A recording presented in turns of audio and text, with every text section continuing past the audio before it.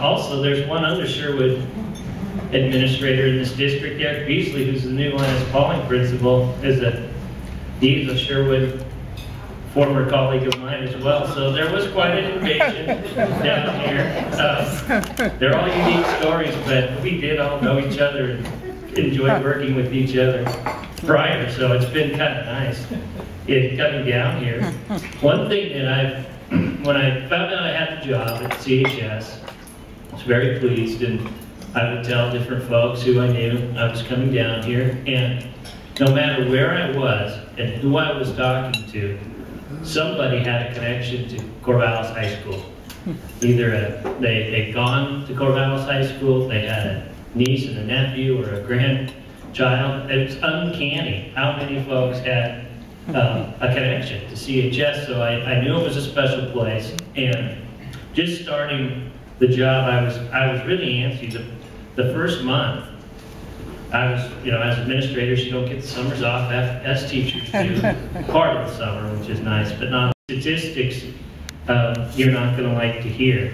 If you come from a family that's economically disadvantaged, according to the state and federal guidelines, your chance of graduating from Corvallis High School is only 54%. If you're not, it's in the 80s, high 80s. Limited English proficient students, 67% graduation rate. Hispanic students, 55.8. Students with disabilities, 46.2. Wow. And those are numbers that we can't hide from. And we just have to look at why that's the reality and really start improving and really being mindful of that not everyone in Corvallis comes from a well-educated, stable family. And a bunch of them do, which makes a lot of aspects of my job a lot easier, but quite a few don't. And it's hard.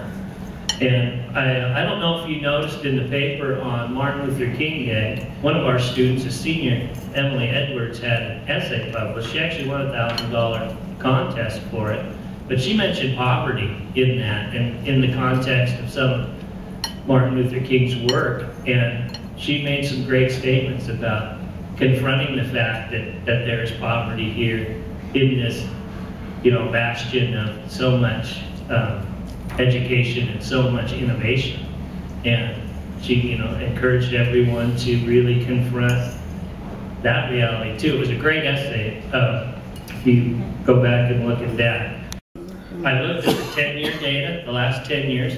There's 790 students fewer now than there were in 2002.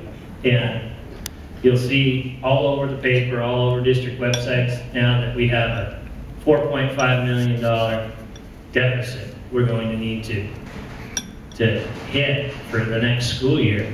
If we have those 790 kids back, that's $4.7 million. So that's a lot of it right there. And